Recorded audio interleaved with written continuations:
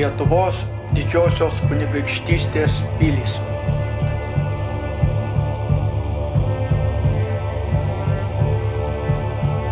Durbė. 1253 m.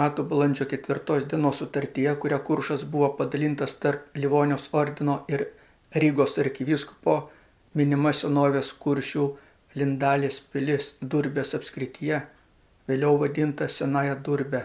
260 m. Liepos 13 prie Durbės ežero įvyko garsusis Durbės mūšis tarp kryžiuočių ordino ir žemaičių, į kurių pusę perėjo ordino armijos sušaukti kuršiai. Mūšio ordinas buvo sutriuškintas, krito magistras Hornhuzenas, Prūsijos ir Livonijos maršalai, daugiau nei 150 riterių ir daugybė karių. Teigiama, kad žemaičiams vadovavo vienas iš jų kunigaikščių Trinijota, kuris po kelerių metų 263 vasario 2 sudegino Vana Pernų vyskupijos pilį.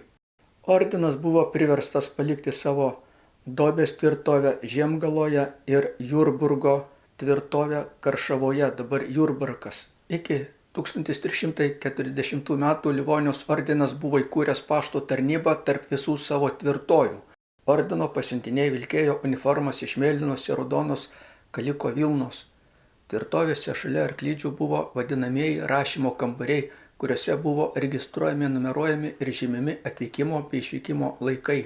Pašto reikalus paprastai tvarkydavo ordino vyresnieji arba broliai, kurie buvo sužeisti karuose ir nebuvo tinkami kariniai tarnybai. 1263 metais Livonijos ordino magistro Burchardo von Hornhuzeno įsakymu čia buvo pastatyta ordino pilis. Durbės pilis pirmą kartą raštuose paminėta kaip ante prie Urbijum Durben 1387 metais, kai buvo pastatyta nauja tvirtovė. Pirmasis Livonijos karo etapas vyko 558-62 metais, dėl kurio žlugo viduramžių Livonijos konfederacija. Iš išorės Livonija kare su maskvėnais mažai ką teikė, išskyrus gerus žodžius ir paguodą. Todėl ordino magistrai ir vyskupai nebeturėjo pinigų samdiniams sumokėti. 560 ordino magistras Gotardas Ketleris buvo priverstas įkeisti 4 pilis Kurše – Kuldigą, Vindavlį, Aisputę ir Durbę LDG kunigaikščiui už 80 000 guldinų. Nuo 561 metų Durbė priklausė Kuršo ir Žiemgalos kunigaikštystei, kuri tapo Lietuvos didžiosios kunigaikštystės dalis. Ji gyvavo nuo 561 iki 795 trečiojo abiejų tautų respublikų padalinimo, po kurio atiteko Rusijai. 651 pašventinta mūrinė Durbės liuteronų bažnyčia.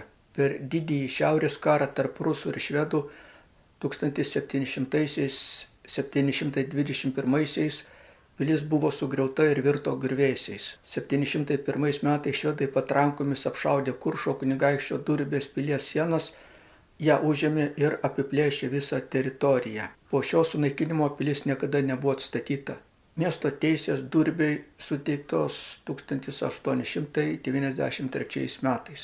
Šlikpenbacho 1809 metų kelionės aprašyme rašoma, kad iš Durbės pilies likę tik siaubingi sienų griuvėsiai.